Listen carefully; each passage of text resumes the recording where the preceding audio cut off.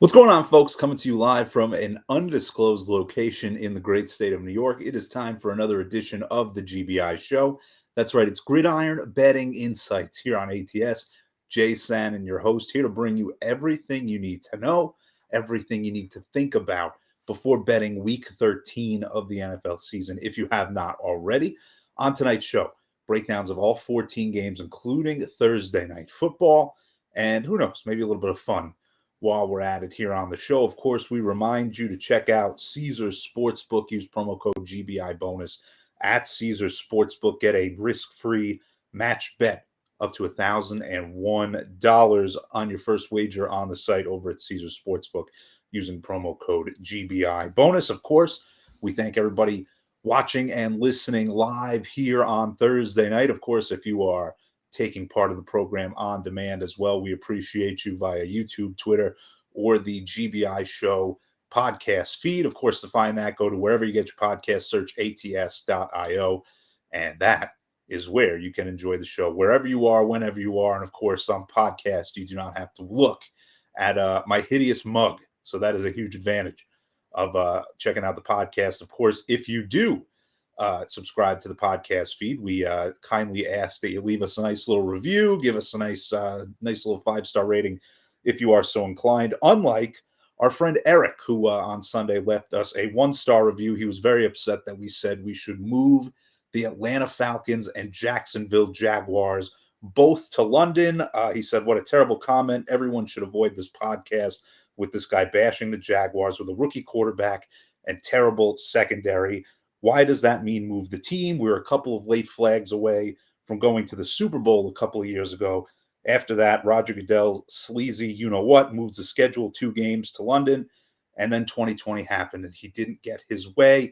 All of this because I said we should move 2 NFL franchises to London at the same time, a comment that really shouldn't have been taken seriously. I thought that by saying if you move 2 teams, that everybody would know I was clearly doing a bit. But Eric did not feel the same way, and that's okay. He gave the podcast a try. It wasn't for him. If it is for you, again, feel free to drop us 5 stars and tell me how much you think my voice makes you feel very nice inside. With that, we're going to move on to week 13 of the NFL season, folks, and we are going to start with Thursday night football. We are going to start with the Dallas Cowboys, 6.5-point favorites taking on the New Orleans Saints. Total 45.5. And this is a game where the best number is already gone. If you were going to bet the Dallas Cowboys in this game earlier in the week, would have been the way to do it. I know that there were 4s, 4.5s available early in the week. That number is now ballooned up to 6.5. And, no reason to bet it at this point. If you're a Cowboys backer, if you do believe in the Saints and Taysom Hill, more power to you. I personally am not one of those people. But, now you do get a better number. So this would be the time to jump in. Of course, both of these teams losing on Thanksgiving last week. So they're playing on Thursday night, but it's not a short week of rest for either team, as they both are coming off of a full week off after playing last week on Thanksgiving. The Cowboys losing to the Raiders in that flag fest of a game. And then, of course, the Saints getting blown out by the Buffalo Bills. And that blowout at the hands of the Bills is very interesting now, because that's kind of spurred the move to go to Taysom Hill here for the Saints. Trevor Siemian, it just was not working out. They lost every game that he had started. He did help them finish off their victory over the Tampa Bay Buccaneers when Jameis Winston went down. But since then, it's been pretty much a disaster for Siemian, with the exception of that one game where they kept things pretty competitive with the Tennessee Titans and ended up covering the number. But since then, it has not been good. And it's funny, because I guess it might be the right move just to see what you have in Taysom Hill at this point in the season, but I don't think it's going to lead to good results on the field. It's something that, maybe you need to get it over with at this point. But, you gave Taysom Hill a ton of money. I guess you have to justify him being out there. I don't think it's going to go particularly well. He's kind of usually out there in those gimmick sort of gadget play situations. He's going to have to be out there all the time now. I don't see that going particularly well. For the Cowboys, Randy Gregory out, Amari Cooper and CeeDee Lamb, they should go. DeMarcus Lawrence should go. But some key injuries again for the Saints, in addition to the quarterback situation. You have a couple of offensive linemen in Armstead and Ramczyk. They are out. Alvin Kamara and Marcus Davenport also out. And again, Kamara would be the perfect kind of guy to have out there in a game where you're starting guys like Taysom Hill and Trevor Siemian, right? Guys who can come out there and stabilize things offensively via the running game or catching short passes. Well, Simeon didn't have a lot of Kamara, and it showed. And without Kamara, I think Taysom Hill really suffers as well. The Cowboys 4-1 against the spread on the road this season. They are 8-3 against the spread for the year, and it's a game where I think that they should cover the number even at the 6.5, but with the value being gone, I mean, 2.5 point move. I do not see that being advisable at this stage of the game, but you're certainly not going to catch me betting on Taysom Hill either. It's a game where I think, right, you sit back at this point and you watch if you haven't bet it already, because I think that the value's kind of been sapped out of it. And I do not think that the Saints are good enough with the current quarterback situation to take now that the line has in fact moved. I think it's going to be a pretty ugly game. And, it's a Dallas team tied for number one in the league in yards per play on the season, averaging over a yard per play more than the Saints already. And now you throw in a guy, a quarterback who might not even be a real legitimate quarterback in the NFL. I don't think that bodes particularly well for New Orleans, but we have seen stranger things on these Thursday night games as well, right? We have seen the Miami Dolphins beat Lamar Jackson in Baltimore on Thursday night earlier in the season. So you certainly can't rule anything out, but I do think that the Cowboys would be the best way to go if you absolutely could not avoid making a play on Thursday night football at this point in time. Now let's move to the Sunday slate here on the GBI show, and we will go to Giants Dolphins. Speaking of the Dolphins, we just mentioned them. The Dolphins are 4.5 point favorites. Total is 41 for this game. And this is a contest where both of these teams coming off of wins, right? The Giants beating the Philadelphia Eagles last week, that 13-7 defensive struggle, very admirable performance by the Giants defense, whereas the Dolphins, they beat the Carolina Panthers and did a nice job moving the ball in the second half of that game to keep the Panthers out of reach. And it's a game here where the question is going to be just what does the quarterback situation look like for the New York Giants? It's ironic, right? You have the Dolphins who have been dealing with quarterback injuries for a lot of the year. Well, now the New York Giants, Daniel Jones questionable with a neck injury. He says he's going to play, but who knows if that's actually the case. If he doesn't, Mike Glennon, the backup quarterback for the Giants, that did not go well for the Giants earlier in the season when Jones was dealing with the concussion that he suffered against the Dallas Cowboys. It's a game that I would lean toward Miami here. Again, it's a game where the line has moved pretty significantly. It was a 3-point spread earlier in the week, and then the Daniel Jones news dropped. It moved to 4.5.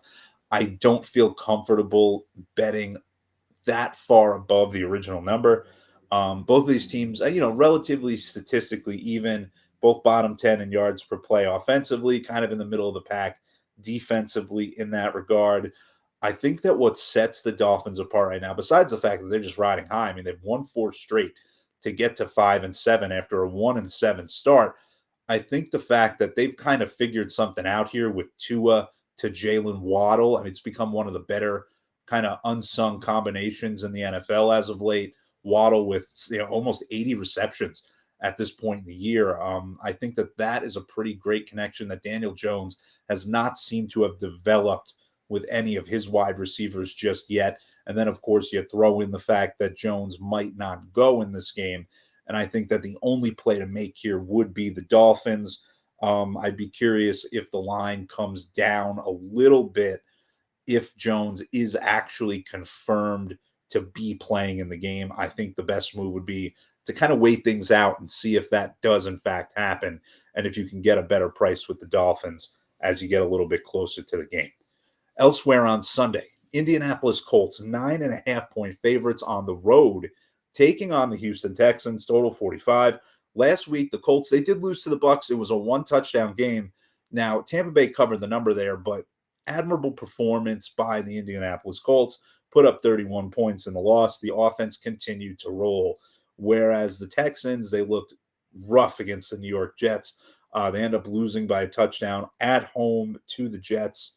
And again, it's another real statistical mismatch here, especially offensively, with the Colts gaining over a yard per play more than the Texans so far this season. Houston dead last in the NFL in yards per play.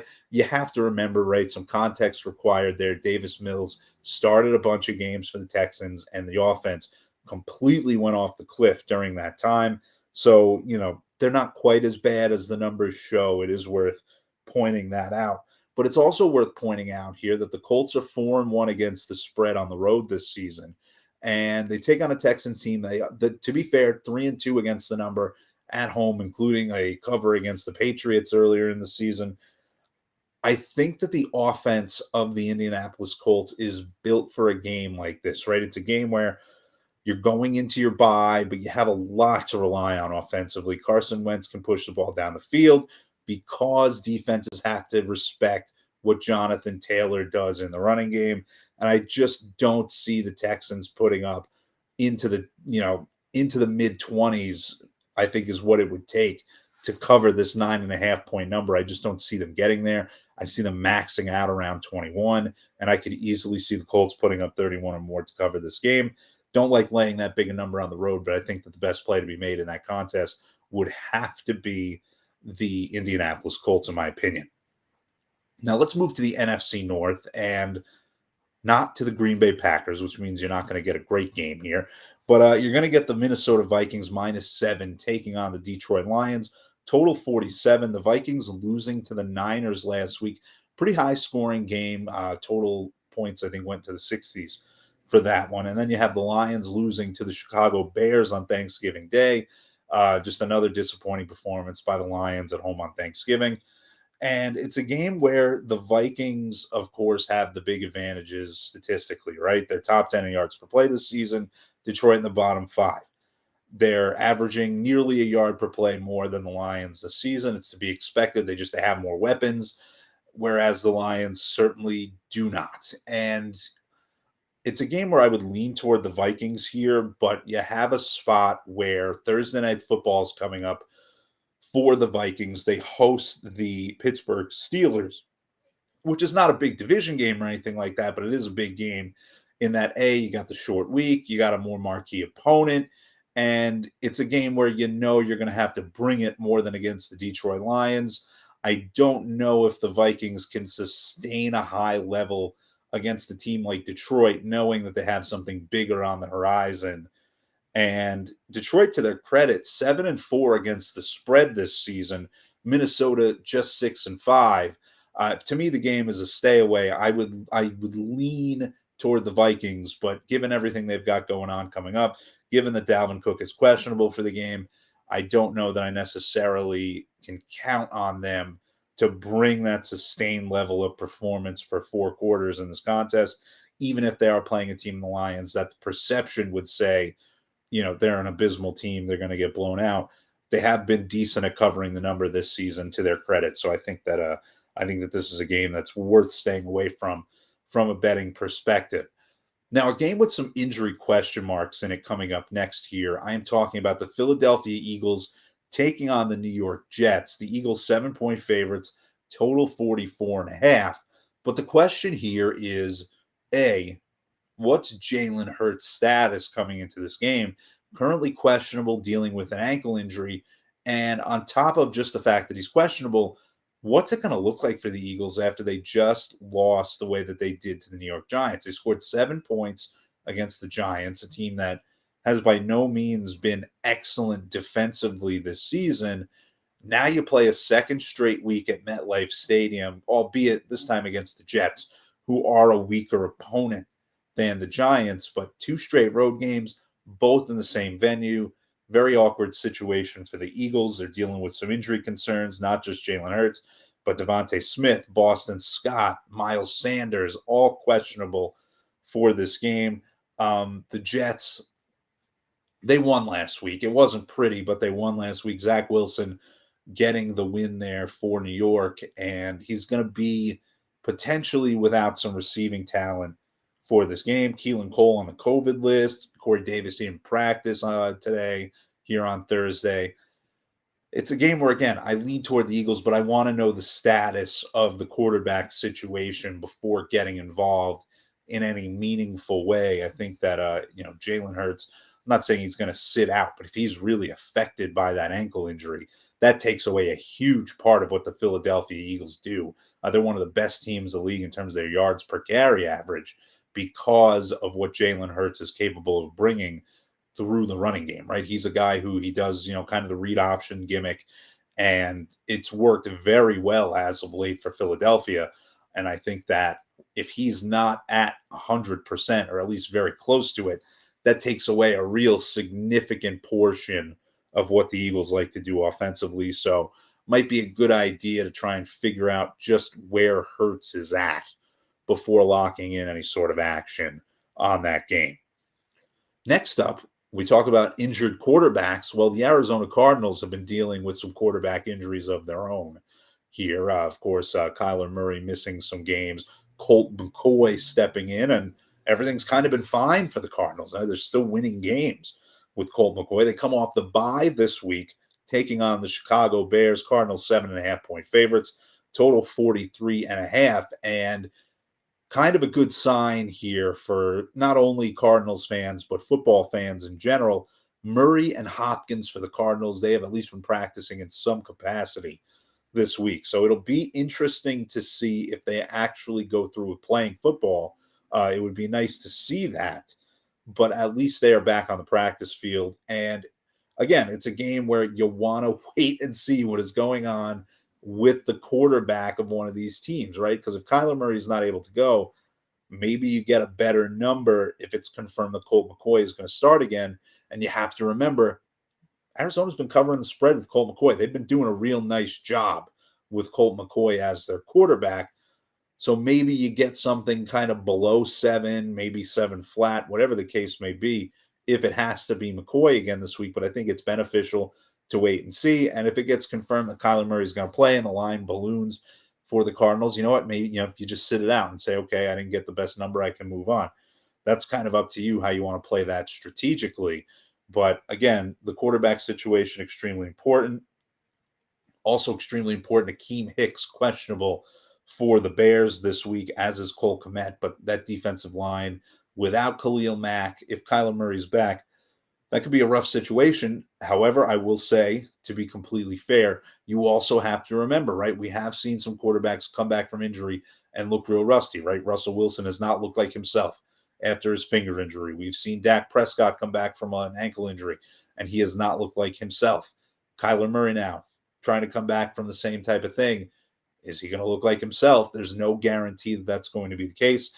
If he is playing, I like the 7.5 with the Cardinals, but I do think that it is worth at least finding out what you're going to be getting at quarterback before you lock this one in. At least you know going in not to expect a ton offensively from the Chicago Bears, no matter who is playing at quarterback for Arizona. You also have to remember Arizona is unbelievable on the road this season. They are 6-0 on the road this season, so they are a team that's certainly capable of going out there. And you have to remember, they've also, they've won games without their starting quarterback on the road. They have won a game without their coach on the road in Cleveland earlier this season. So it's not as if they are not used to handling adverse situations on the road.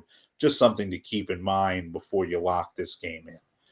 Next up, our final game before we get to halftime here on the program, Chargers, Bengals. Chargers, 3-point underdogs heading into this game, total 50.5. Of course, last week, the Chargers losing on the road to the Denver Broncos. The Bengals, meanwhile, beating up on the Pittsburgh Steelers, hung a 40-burger on a division rival, which is certainly impressive. And this is a game where, you're kind of wondering which of these two young quarterbacks, whether it's Burrow or Herbert, is really going to step up and make the plays needed to win this game. For me, I would lean towards Cincinnati here. Being at home is certainly a benefit in this game, but I just think that the play of the Bengals offensively has been more consistent throughout this season. Herbert has a bright future ahead of him. I think both of these quarterbacks do, even though I was not high on Burrow, to say the least, when he came out of LSU. but I just think that he has lacked sort of the consistently high level play that Burrow has brought for much of this season. I also think that, man, Joe Mixon at running back for this Bengals team has, now that he's kind of healthy and he's playing consistently, it has just been a breath of fresh air for this team. They now have a really multi-dimensional offensive attack. And, the Chargers have that at times with Eckler, but again, I just think it's inconsistent. I think that the consistency of the Bengals is going to win the day here. And that's a sentence that I never thought in my entire life that I would ever utter, right? That the consistency of the Cincinnati Bengals would be what helped them through any situation. But that's kind of where we are this season, man. They're offensively, they have been very strong. And I think that that continues here on Sunday against the Chargers. So that is the first half.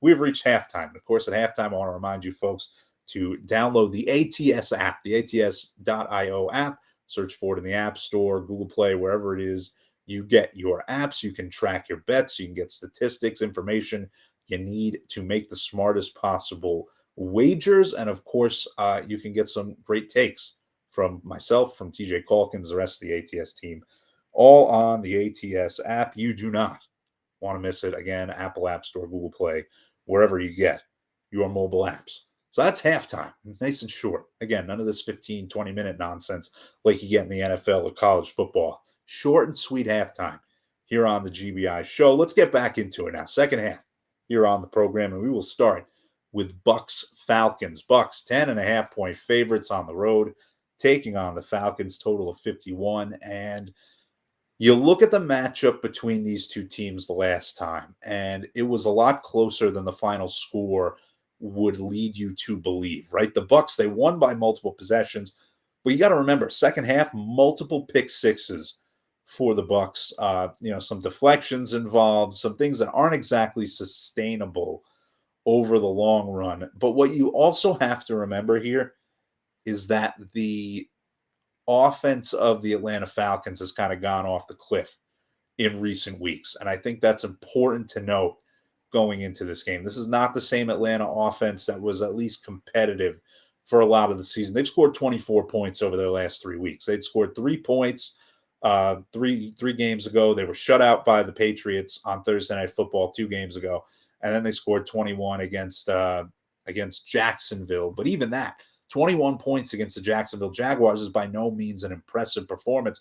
It is not a performance that you feel good about, I should say. And I think that, again, their offense is going to lead to their undoing here. On the bright side for the Falcons, they do know that they will have Cordero Patterson back for this game. He had missed some time a few weeks ago for Atlanta. He is back, scored last week for Atlanta, and here he is again, trying to keep them competitive with Tampa Bay. But I'm going to be honest, I just don't see it happening.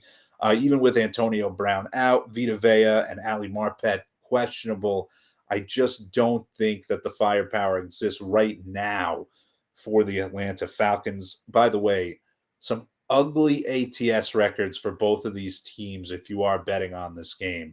Atlanta 0-4 against the spread at home this season.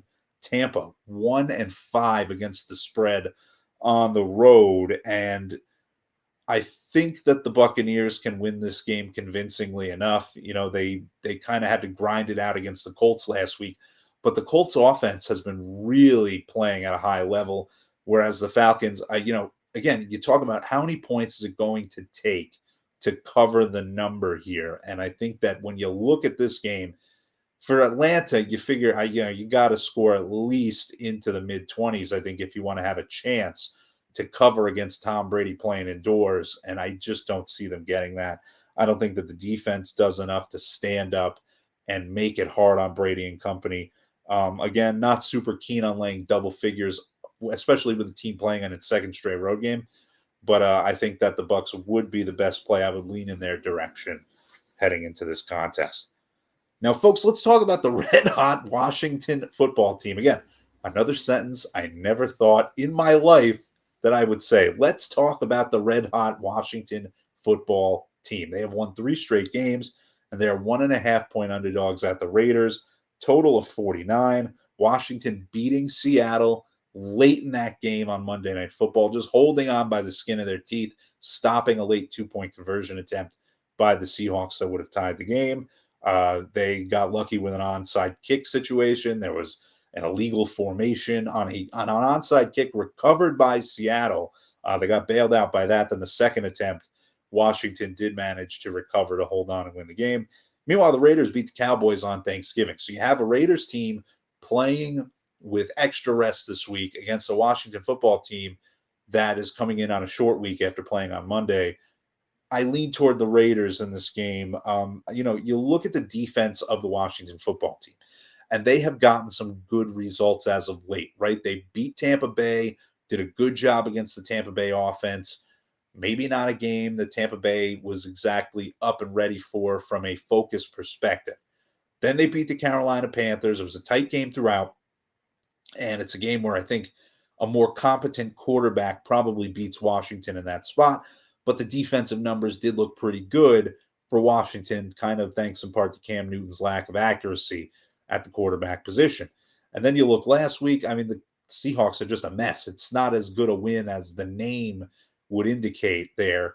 So, you have 3 straight wins, but I think that there are some concerns within those wins that they're not as good as they might look on paper, as far as I'm concerned. I think that this week you're going to see a regression from the defense of the Washington football team. And again, this is a game, I've been saying it for weeks, and they've been kind of proving me wrong.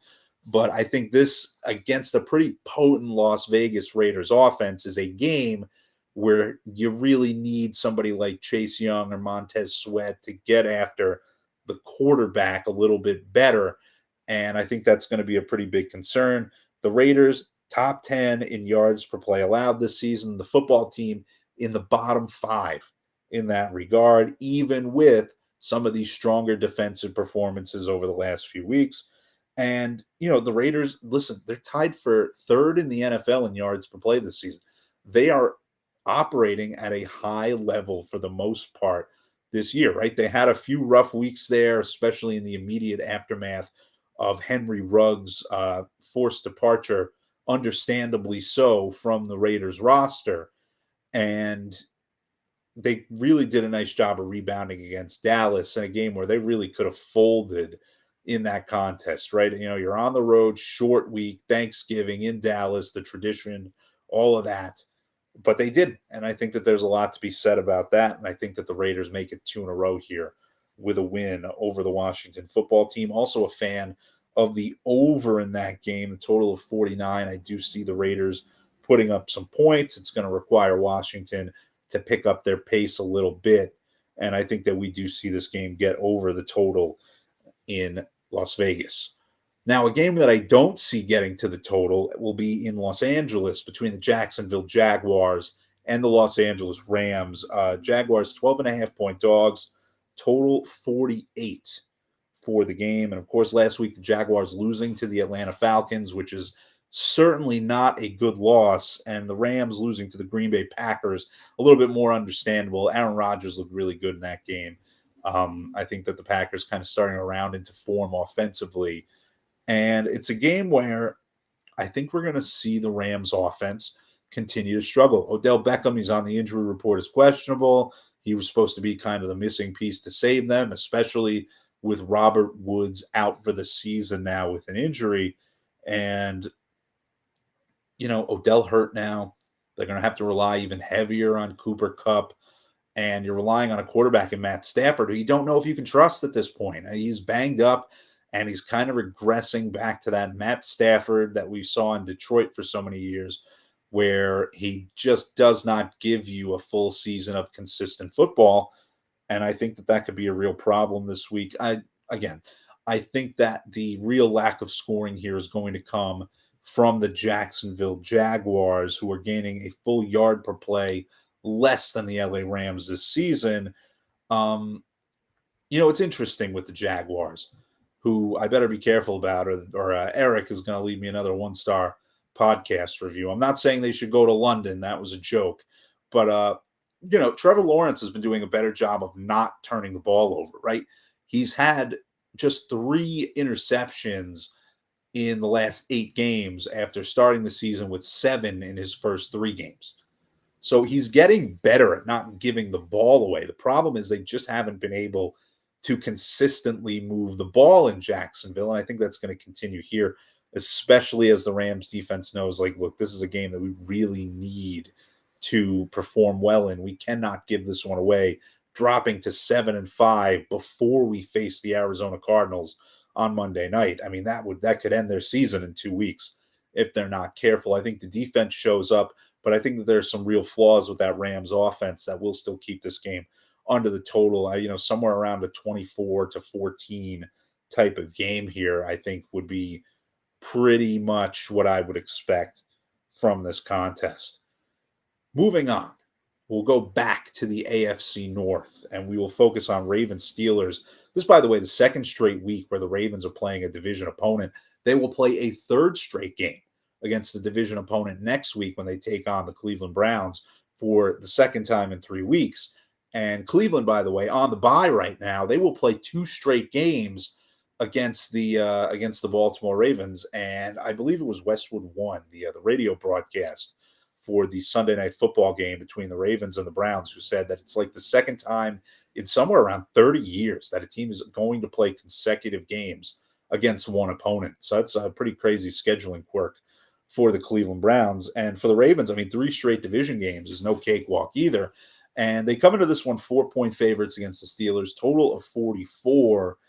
And it's a game where, I really don't have a strong lean one way or the other. I mean, the Ravens, yes, they've been winning ball games. They beat the Bears with Tyler Huntley, and they beat the Browns last week. But that was an ugly performance by the Baltimore Ravens. I mean, Lamar Jackson just whipping interceptions left and right, and I don't know that I have a lot of faith in them on the road here, second straight division opponent. But I also, again, the Steelers just absolutely have gone off the cliff offensively. I do not have a lot of trust in them. Both teams, by the way, both in the bottom half of the league in yards per play gained, bottom 10 in yards per play allowed. These teams, not as good as their records might indicate, and as their reputations might indicate. I think that's reflected in the total here of 44, right? Kind of saying, look, both of these offenses just not that good at this point in the year. Both of these teams below 500 against the spread. And, maybe you think the theory could be that that Pittsburgh comes out firing at home here after an embarrassing loss against the division opponent in Cincinnati. But I don't trust this Pittsburgh team to deliver in that spot whatsoever. I think, a more competent team, I think I would trust after the embarrassing division defeat. But I am not with that with the Pittsburgh Steelers. This is a complete no play as far as I'm concerned. I don't like what I've seen from either of these squads, to be completely honest with you. I mean, man, Baltimore botching, goal to go opportunities, having to settle for field goals, turning the ball over, just disastrous stuff from the Ravens. But the Steelers, not much better in any regard, really. Now, let's go to the final Sunday afternoon game here on the program. We will talk Niners, Seahawks. Niners 3.5-point favorites over Seattle on the road. Total 46.5. And it's a game, listen, I lean toward the Niners in this contest. Seattle has completely fallen apart. Their offense has been just disastrous over the last few weeks. I mean, you had the shutout in Green Bay and Russell Wilson's return. Then you put up 15 points against the Washington football team that is near the bottom of the league in yards per play allowed and near the bottom of the league in terms of their against the spread record on the season. You lose it outright to them. I don't know what's going on there with Russell Wilson. He's not getting DK Metcalf the ball. What, did Metcalf have 1 catch in that Monday night game against the Washington football team? That is certainly not going to get the job done. This is a complete fade on the Seahawks. I think that, reputation, the 12th man, it's going to keep the numbers when they are at home a little lower than I think they should be based off of how they're playing right now. And you look at the Niners, on the other hand, they're playing some really good football right now. They are a team that really could be poised to make a run through the NFC with the way that they have been playing. Jimmy Garoppolo, helping that offense to put up points. I will say Deebo Samuel questionable for this game, dealing with a groin injury. That is a legitimate concern for the Niners. The way that they use Samuel, the way they can use him in the running game, the way they can get him the ball in the passing game, and the way that he can create in open space. Without him, I think that this game would be one that I would back off of completely. But I just think that the Niners are a team that are heading in the right direction. And I think the Seahawks are a team that are heading in the complete wrong direction with the way that they've been playing offensively. So I would lean toward the Niners here. Niners, by the way, a marquee matchup next week. They get a late afternoon game in week 14 in Cincinnati, which is pretty nuts. You know, normally you'd see Cincinnati playing in the 1 o'clock window at home. So you don't have the body clock concern next week for the Niners as they play the Bengals. I think that is going to be one of the games of the weekend in week 14. And we'll see if the Niners can stay focused against now a 3-8 Seattle team. Something that we haven't said in quite some time. If they can stay focused for that game instead of looking ahead to Cincinnati, who would have thought that that would have been a scenario that would have been possible heading into the season? The Seahawks, by the way, signing Adrian Peterson heading into this game, which that's an interesting decision. I know they're really banged up in the running back department. You have Alex Collins and Rashad Penny questionable for this game. And of course, they had been dealing with Chris Carson being out for the rest of the year. So we'll see if Adrian Peterson can give them the pump in the running game that they have been looking for. But I don't feel particularly high on that move or anything that the Seahawks are doing right now. Two more games to get to here on the GBI show, starting with Sunday Night Football. Broncos, 9.5-point dogs, going to Kansas City to take on the Chiefs, total 47.5. This game was not supposed to be the Sunday Night Football game originally. That was supposed to be the aforementioned Niners-Seahawks game, but the Seahawks stinking, combined with the Broncos being pretty good this year, kind of flipped those and made this the Sunday Night Football matchup with the flex scheduling that NBC enjoys. And, this is a game that it's going to determine first place in the AFC West. The Kansas City Chiefs are a game up on the rest of the division. Kansas City 7-4. Everybody else is 6-5. And it's a game where the Broncos are looking to turn around one of the biggest losing streaks against a single opponent in the NFL. They have lost 11 straight games to the Kansas City Chiefs dating back to 2015. They are looking to avoid a 12th straight defeat at the hands of the Chiefs. Of course, one of the big stories from a betting perspective is this is the game that everybody always looks for when it comes to an Andy Reid coach team. This is the Chiefs coming off the bye week. Andy Reid historically has done very well with his teams the week after the bye week. But here's the thing. Every team is different, and every game is different. You may notice on the GBI show, I don't sit there and give you trends of, over the last 14 years, this team is 14-1 against the spread in this particular situation, because those trends don't tell you enough about the teams that are playing now. Who were the quarterbacks of those teams 14 years ago? Was everybody healthy 14 years ago? You have to take those goofy trends with a massive grain of salt. I'm not saying that they're useless. Some of them might be useful. Some of them could help sometimes. But you have to take them with a huge grain of salt. And I think that the Andy Reid bye week trend is certainly one of those. He's coached in multiple places during that time period. He's had a ton of different quarterbacks. Alex Smith and Patrick Mahomes are very different football players. One of them can throw laser beams to the moon with a football. One of them couldn't throw the ball further than 10 yards down the field. They're different guys. And that is why I think that the Broncos would be the play here. And the market, it's kind of agreed so far. Now, this is a double-digit point spread earlier in the week, around 10. It has come down a shade to 9.5. I think we see it continue to shrink closer to kickoff. And it's a game where, look, I'm not saying that the Broncos are the better team here by any stretch of the imagination, but I think that you look at the games that Kansas City have played recently, right? They've played well defensively against Jordan Love and the Packers. They shut down Dak Prescott and the Cowboys. They played nice defensive performances, but they haven't been great offensively in those games either. At 3 of their last 4 games, they failed to break 21 points. They scored 20 against the Giants. They only needed 13 to beat the Packers. And then what are they, 19-9 against the Cowboys? They haven't been, throwing the ball around at will like we're used to seeing with them. If a team like the Broncos can put up a couple of touchdowns, get close to 20 points, they could easily cover this number. They could win the game outright. I lean toward the Denver Broncos in this game because, again, I think that you look at the results, you look at the records of these teams, and you look at the reputation of the Chiefs, and everything points towards, oh, yeah, they're going to crush the Broncos. But you provide a little context, and the way that the Chiefs have been winning over this 4-game winning streak, not quite as impressive as you might think. And I think that is certainly worth keeping an eye on in this contest. By the way, Denver better ATS this season than the Chiefs. Chiefs 4-7 against the spread on the year, whereas Denver is 6-5. And, even if you take out that easy stretch at the beginning of the season, Denver's been just about the same in terms of their win percentage as the Chiefs against the spread on the year. I think this is too many points. I think if it was closer to 7, I think, okay, yeah, the Chiefs would be the move. But at this number, I think Denver's the way to go on Sunday Night Football.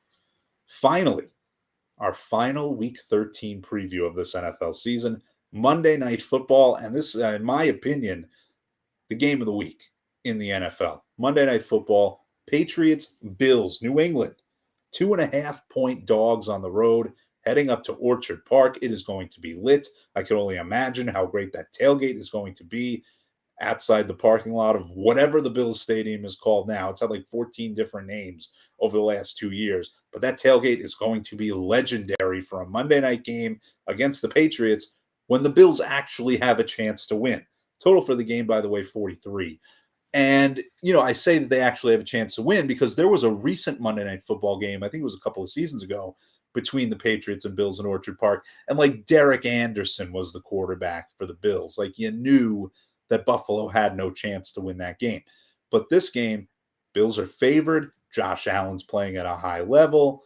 This is a game that the Bills can actually win. And I think that the atmosphere is going to be off the charts in that contest. That is my first thought on that game. Here's what I think about this game. This is a big test for Mac Jones, right? This is a game where you win this game, you're officially in the driver's seat in the AFC East. The problem is you're facing the number 1 team in the NFL in terms of yards per play allowed this season in Buffalo. They just held the Saints to 6 points on the road on Thanksgiving night, albeit with Trevor Siemian at quarterback. And what I'm interested in seeing here is how do the Bills deal with Tre'Davious White being on injured reserve, right? He was such a big part of the defense for the Buffalo Bills. You lose him. How does the defense respond? But can Mac Jones take advantage is another question that I currently have. I don't know that he necessarily can do it. He's not a guy who's been pushing the ball deep down the field. And I just don't think that this is a game that at this stage in his career, Mac Jones is going to deliver in. He's going to keep giving you the high completion rates, the game management. Again, just very Alex Smith-like right now. And there's nothing wrong with that unless you're playing a team like the Bills that can really hurt you when they have the ball. I think that the Bills, it's not going to be a blowout, but I think that they should win this game by somewhere around, 6-10. I think would be pretty safe to say. I think that they're going to win this game in Buffalo at home. Doesn't mean that they win the return trip to New England, but I think at home with this atmosphere in this spot with some extra time to rest after playing on Thanksgiving, that the Bills would be the way to go in that contest, especially now that the line has crept below that key number of 3. That is my take on that game.